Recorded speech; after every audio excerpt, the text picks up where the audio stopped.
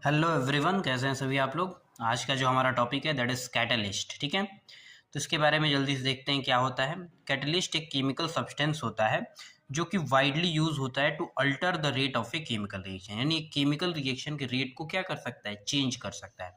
अब ध्यान रखेंगे, चेंज में दोनों चीज़ें आ सकती हैं हमारे पास, इंक्रीज भी हो सकता है और डिक्रीज भी हो सकता है। ठीक है यहाँ पे मैंने एनर्जी और रिएक्शन कोऑर्डिनेट का एक ग्राफ ड्रॉ किया है।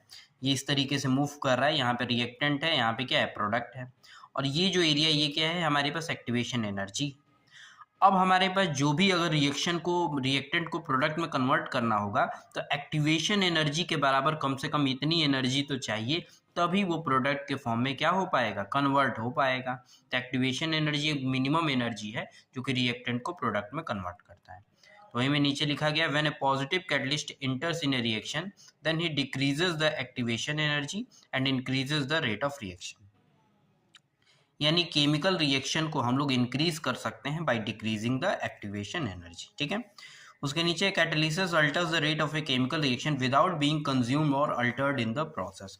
मतलब कैटलिस्ट जो है रेट ऑफ रिएक्शन को चेंज करते हैं, लेकिन कैटलिस्ट के अंदर कोई भी चेंज ऑब्जर्व नहीं होता है। ठीक है, प्रमोटर्स क्या होते हैं, these are the substances that enhance the activity of a catalyst.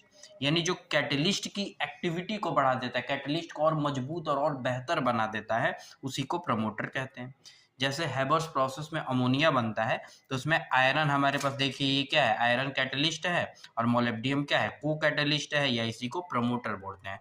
तो मोलिब्डियम क्या कर रहा है, तो आयरन की एक्टिविटी को बढ़ा रहा है। ठीक है, सेम वैसे ही आता है catalytic poison, these are the substances that decreases the activity of a substance.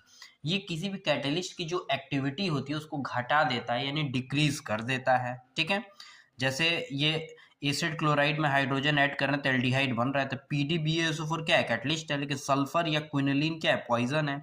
यानी ये कैटलिस्ट की एक्टिविटी को घटा रहा है, डिक्रीज कर रहा है। ठीक है, अब आगे आते हैं। कैटलिसिस दो तरीके के होते हैं हमारे पास, एक होमोजीनियस कैटलिसिस, एक हेट्रोजीनियस। होमोजीनियस में क्या रहेगा, जो कैटलिस्ट रहेगा और जो रिएक्टेंट रहेगा, दोनों का फेज जो रहेगा सेम रहेगा।